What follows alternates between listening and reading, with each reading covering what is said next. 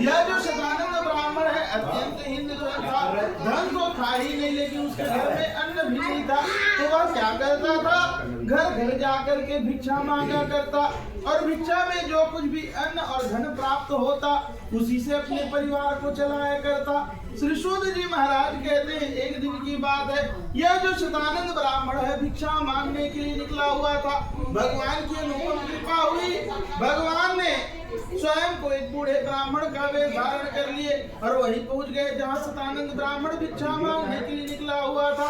शतानंद ब्राह्मण से बूढ़े ब्राह्मण वेशधारी भगवान पूछने लगे कि मशे ब्रह्मशी विप्र, हे ब्राह्मण देव, मैं आपको रोज देखता हूँ, आज रोज दुखित मन से इस काशीपुरी में घूमते हो, आपके दुख का क्या कारण है? यह जो शतानंद ब्राह्मण है अपने सामने बूढ़े ब्राह्मण को प्राप्त करके प्रणाम करके कहने लगा, ब्राह्मणों से दरिद्रो हम भिक्षार्थे उपायम यदि जानासि कृप्यम कथाय प्रभु। हे महाराज, मैं निर्धन ब्राह्मण हूँ, मेरे पास धन नहीं है, तो मैं क्या करता हूँ, घर घर जाकर के भिक्षा मांगा करता हूँ।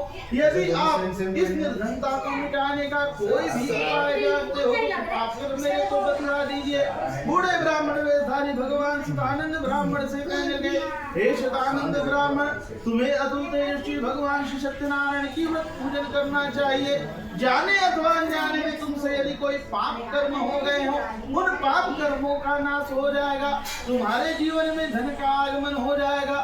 शतानंद ब्राह्मण बूढ़े ब्राह्मण से पूछने लगे कि हे महाराज, किस प्रकार भगवान का व्रत पूजा पाठ होता है?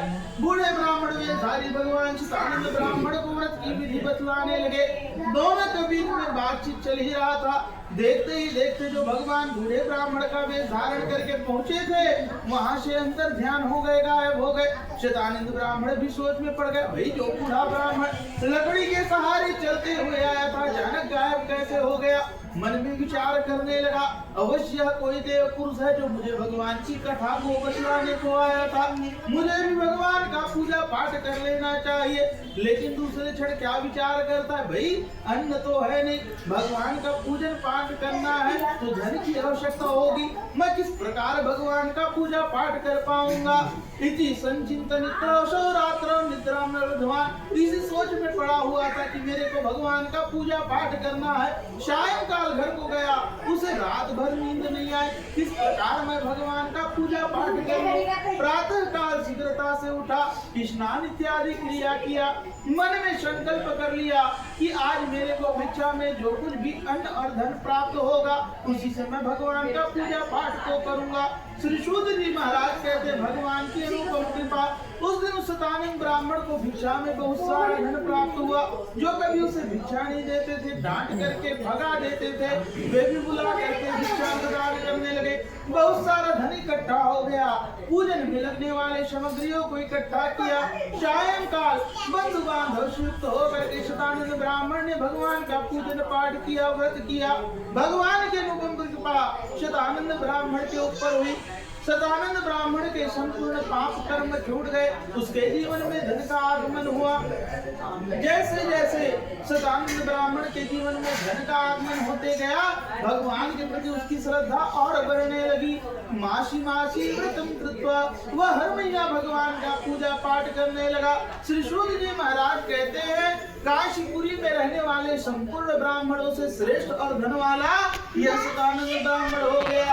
एक दिन की बात है, शतानंद ब्राह्मण ने मन में विचार किया, बहुत दिन हो गए मैं भगवान का व्रत पूजन कर रहा हूँ, कथा श्रवण कर रहा हूँ, क्यों न मैं भगवान के उत्तम व्रत का उद्यापन कर लेता हूँ। जिस प्रकार लोग बाग शादी ब्याह में पैसा खर्च करते हैं, वैसे ही उसने क्या किया, अपने घर को सजावट करवाया, 16 खंभों से मंडप का निर्माण करवाया। अपने सभी जो बंधुजन है सभी को न्योता दे दिया, निमंत्रण दे दिया।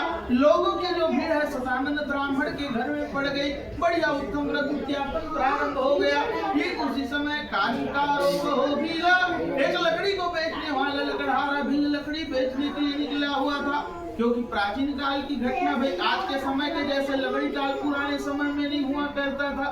सूखी लकड़ी को गट्ठा बनाते थे और बेच करके सामग्री लेकर के आ जाते थे।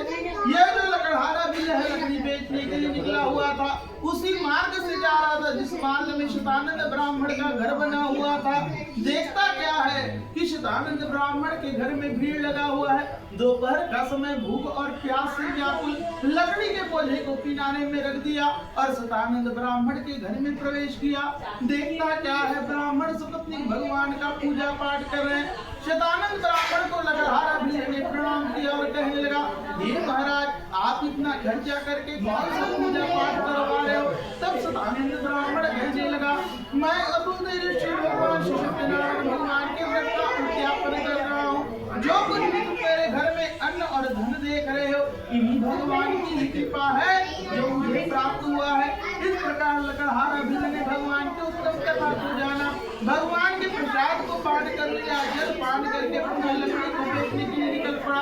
मस्तक में लकड़ी के पौधे को धारण किया हुआ था। मन में विचार करने लगा, मुझे भी भगवान का पूजा पाठ करना चाहिए। आज इस लकड़ी को बेचने से जो मेरे को लाभ प्राप्त होगा, उसी से मैं भगवान का पूजा पाठ करूंगा। श्री सूत जी महाराज कहते हैं, यह जो लकड़हारा भिल्ल है उत्तम नगर की ओर गया, जहाँ उसे लकड़ी का दुगना मूल्य प्राप्त हुआ और जब दुगना मूल्य मिला, प्रसन्नता पूर्वक भगवान के पूजन में लगने वाले सामग्रियों को ले लिया। सायंकाल बंदीवान भस्मित होकर के भगवान का पूजा पाठ किया। भगवान के उत्तम व्रत के प्रभाव से धन पुत्र से युक्त होकर के वह भी वैकुंठ लोक को प्राप्त हुआ। इति इस वचन का